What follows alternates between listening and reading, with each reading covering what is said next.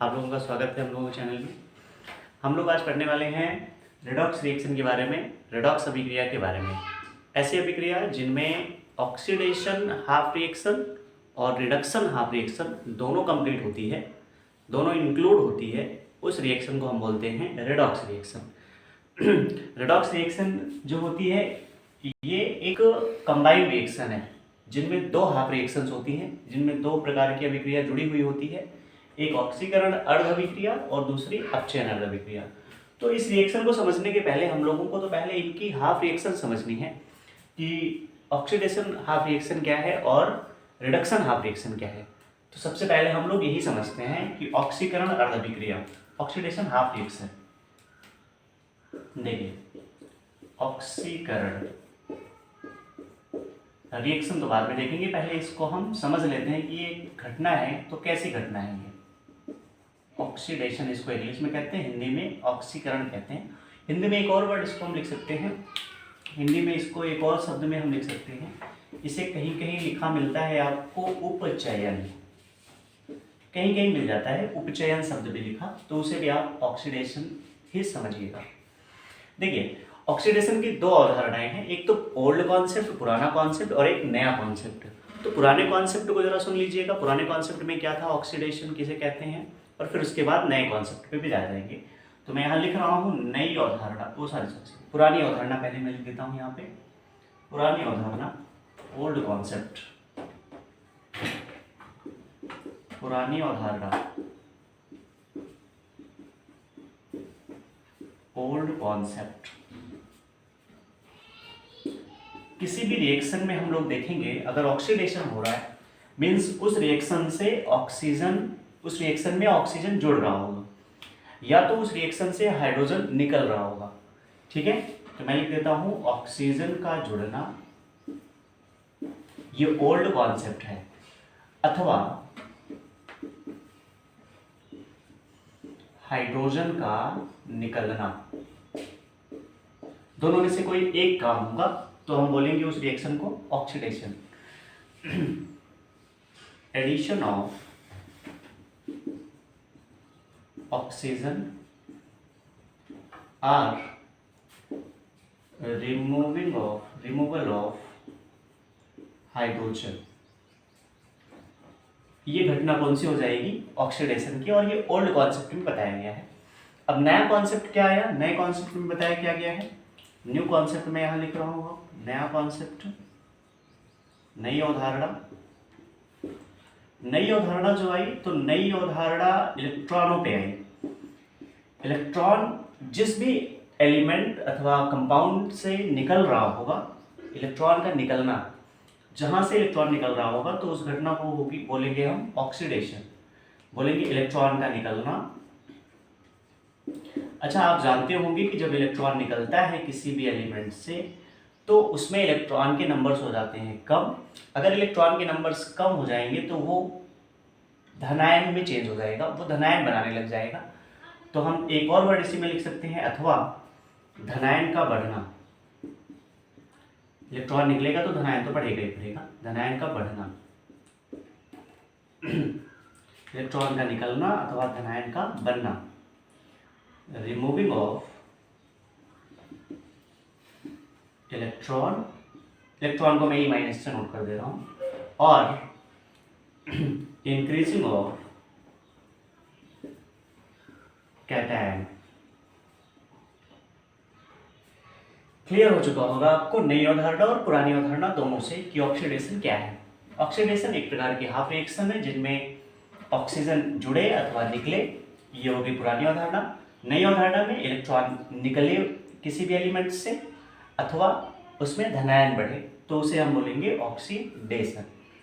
एक और बात यहाँ पे मैं समझा देता हूँ, नोट करके यहाँ पे पॉइंट आप भी बना लेंगे। इसमें जिस भी रिएक्शन में ऑक्सीडेशन होगी, जिस भी एलिमेंट का ऑक्सीडेशन होगा, जिस भी तत्व का ऑक्सीकरण होगा, उसे हम बोलेंगे अपचायक। अपचायक तो लिख देना यहाँ पे नोट करके, जिनका ऑक्सीकरण होता है, जिनका ऑक्सीकरण होता है उन्हें अपचायक कहते हैं। जिनका ऑक्सीकरण होता है उन्हें अपचायक कहते हैं। लिख दे रहा हूं इंग्लिश में भी मैं इसको।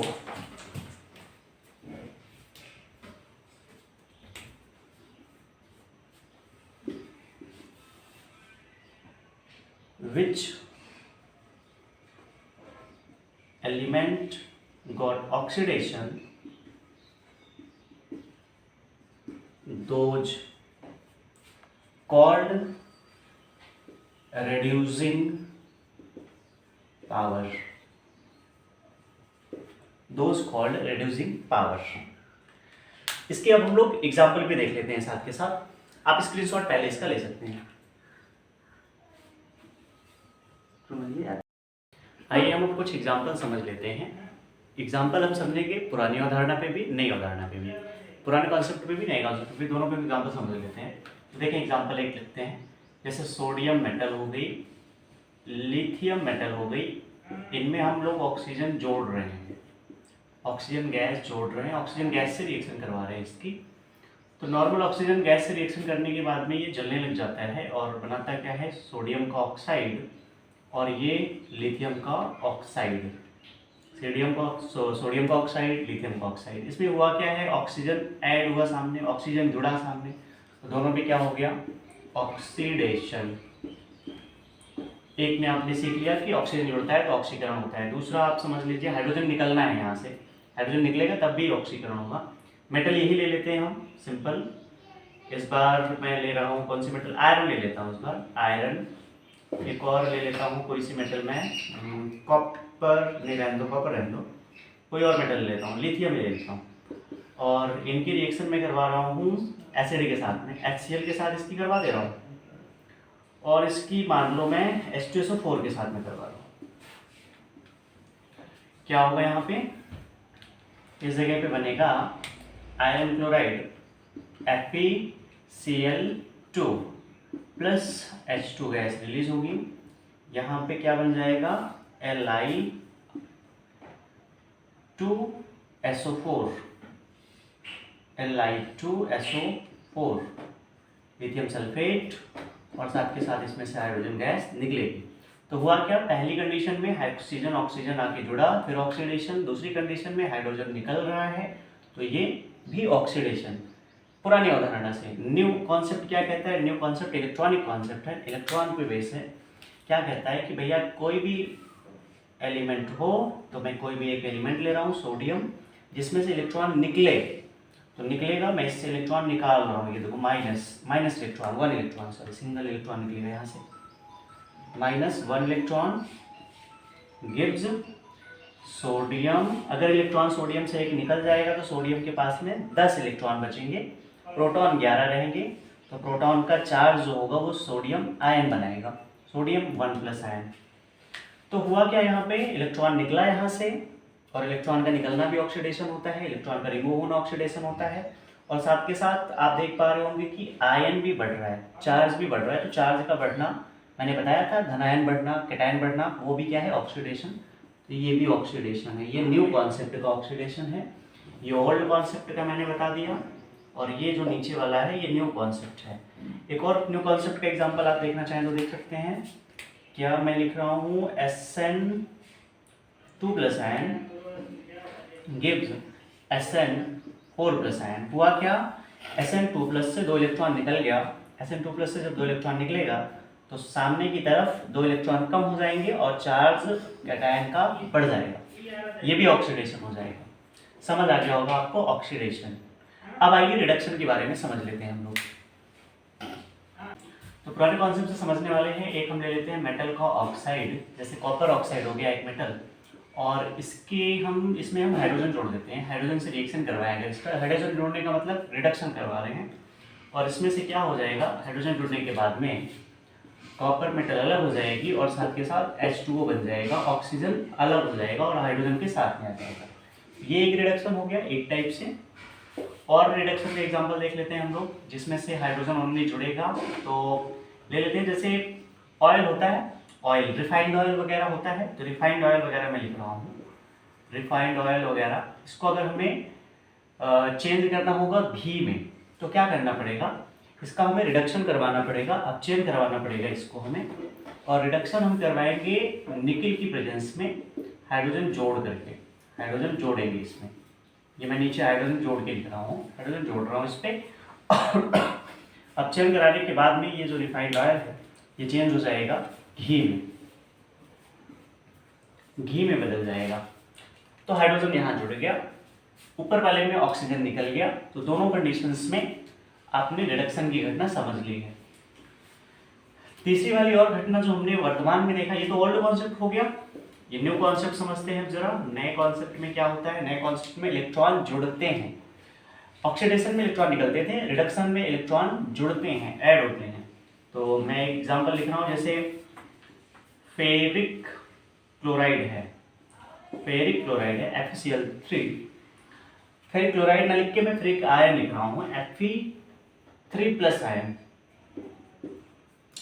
और मैं इसमें क्या करूँ, एक इलेक्ट्रॉन ऐड कर दूँ। अगर इलेक्ट्रॉन ऐड होगा तो रिडक्शन हो जाएगा और ये फेरिक आयन चेंज हो जाएगा फेरस आयन में, फेरिक आयन चेंज हो जाएगा फेरस आयन में। इलेक्ट्रॉन ऐड हुआ, और इलेक्ट्रॉन ऐड हो या कैटायन घट जाए तो इस घटना को हम रिडक्शन बोलते हैं, अपचयन बोलते हैं। देखो और एग्जांपल देख लेता हूं मैं, यहाँ पे Cu2+ आयन, इसमें भी अगर एक इलेक्ट्रॉन में ऐड कर दूं तो क्या हो जाएगा, Cu+1 आयन या प्लस आयन, सिंगल आयन हो जाएगा। यहाँ पे इलेक्ट्रॉन मैंने ऐड किया, इलेक्ट्रॉन ऐड करने के बाद में इसके धनायन में कमी हो गई, कैटायन में इसकी डिक्रीजमेंट पाई गई। तो ये नए कॉन्सेप्ट से रिडक्शन हो गया, न्यू कॉन्सेप्ट से रिडक्शन हो गया, ये अपचयन हो गया। और ऊपर वाली घटना पुराने कॉन्सेप्ट से हो गई, अपचयन की, रिडक्शन हो गया पुराने कॉन्सेप्ट से। ये स्क्रीनशॉट आप ले सकते हैं, और स्क्रीनशॉट लेने के बाद में हम लोग अब सीखते हैं कि रेडॉक्स रिएक्शन क्या होती है।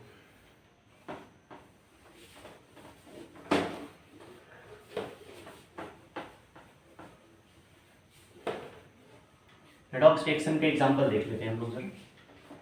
देखिए, ऐसी रिएक्शन जिसमें ऑक्सीडेशन और रिडक्शन दोनों होगा, उस रिएक्शन को हम बोलेंगे रेडॉक्स रिएक्शन। तो मैं लिख रहा हूँ एक रिएक्शन, जैसे हो गई Zn, एक मेटल है, जिंक मेटल की रिएक्शन करवा रहे हैं हम लोग कॉपर सल्फेट सॉल्यूशन से। ये सॉल्यूशन है, तो सॉल्यूशन होगा जो उसको एक दिखाएंगे एकस फॉर्म से, और जिंक अगर मेटल है तो सॉलिड फॉर्म में होगी, ऐसे दिखाएंगे। क्या हो जाएगा, यहाँ डिस्प्लेसमेंट रिएक्शन होगी और बनेगा क्या, जिंक सल्फेट, और इसमें से अलग हो जाएगी कॉपर मेटल। अगर ऑक्सीडेशन नंबर हम सबका लिखें तो क्या आएगा भैया, जिंक का 0 ऑक्सीडेशन नंबर, सल्फेट में ऑक्सीजन -2 बनाता है, या SO4 का पूरा मैं लिख दे रहा हूँ, सल्फेट का -2 तो कॉपर का प्लस कर दूँ, सल्फेट यहाँ -2 तो जिंक यहाँ +2।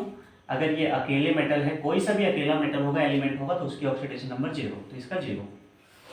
मैं अगर कंपेयर करूँ तो यहाँ समझ आ जाएगा कि इलेक्ट्रॉन कहाँ ऐड हो रहा है और इलेक्ट्रॉन कहाँ से निकल रहा है। जिंक का कंपेयर करेंगे जिंक से, जिंक की तुलना जिंक से, और यहाँ और किस में बदलाव हो रहा है, कॉपर। जिंक में 0 था, 2+ हो गया, तो जिंक की तुलना जिंक से। कॉपर की तुलना कॉपर से, कॉपर यहाँ 2+ आया था, कॉपर यहाँ 0 हो गया। आप समझें, अब यहाँ पे थोड़ा सा बारीकी से समझना है, एकदम कंसंट्रेट होके। भाई जिंक 0 है, मीन्स जितने इलेक्ट्रॉन थे उतने ही है जिंक के पास। जिंक ने ना तो इलेक्ट्रॉन किसी को दिया और ना ही इलेक्ट्रॉन किसी से लिया है, क्योंकि इसके पास कोई चार्ज नहीं है। सामने अगर हम बढ़े तो देख रहे हैं जिंक ने 2+ बनाया, मतलब जिंक से 2 इलेक्ट्रॉन निकला हुआ है, रिमूव हुआ है, और किसके पास चला गया, सल्फेट के पास चला गया। तो जिंक ने 2 इलेक्ट्रॉन अपना दिया। तो जिंक के पास नॉर्मल कंडीशन में जो होते हैं वो 30 इलेक्ट्रॉन है यहाँ पे, यहाँ इसने 2 दे दिया, 30 में से 2 हट गया तो कितना आया, 28। तो हुआ क्या, इलेक्ट्रॉन यहाँ से सामने की तरफ निकले हैं, कितने निकले, तो 2 इलेक्ट्रॉन। आप जानते हो इलेक्ट्रॉन निकलता है जब रिमूव होता है तो उसे हम बोलते हैं ऑक्सीडेशन। ये ऑक्सीकरण हो गया, यहाँ पे ऑक्सीडेशन हो गया। यहाँ समझ लेते हैं, कॉपर 2+ है, मीन्स कॉपर के पास जितने इलेक्ट्रॉन थे कॉपर ने उसमें से अपने 2 इलेक्ट्रॉन रिमूव किए हैं, तो 2+ का चार्ज आया, 2+ का चार्ज आया। सामने कंपेयर करेंगे कॉपर 0 से, कॉपर 0 का मतलब जितने इलेक्ट्रॉन थे उतने ही बने हैं, कोई ना तो इसने इलेक्ट्रॉन दिया है और ना ही इलेक्ट्रॉन किसी से इसने लिया है, तो जितना था उतना ही है। यहाँ 2 कम है, सामने उतना ही है, मतलब कॉपर के पास नॉर्मल कितना होता है 29, तो ये 29 ही है। यहाँ इसने 2 दिए हैं तो कितना है 27, 27 से 29 इलेक्ट्रॉन हो रहा है, मतलब इलेक्ट्रॉन बढ़ रहे हैं। कितने बढ़ रहे हैं? 2 बढ़ रहे हैं। बढ़ने का मतलब प्लस हो रहा है, कितना 2 प्लस इलेक्ट्रॉन। और आप जानते हो इलेक्ट्रॉन का प्लस होना, जुड़ना, एडिशन ऑफ इलेक्ट्रॉन कौन सी घटना हो जाती है? अपचयन की। तो ये घटना अपचयन की होगी। आपने देखा इस पूरी रिएक्शन के अंदर ऑक्सीडेशन भी हुआ और रिडक्शन भी हुआ, तो हम इस पूरी रिएक्शन को बोलेंगे रेडॉक्स रिएक्शन। समझ आ गया होगा आपको। आज के लिए बस इतना ही, धन्यवाद।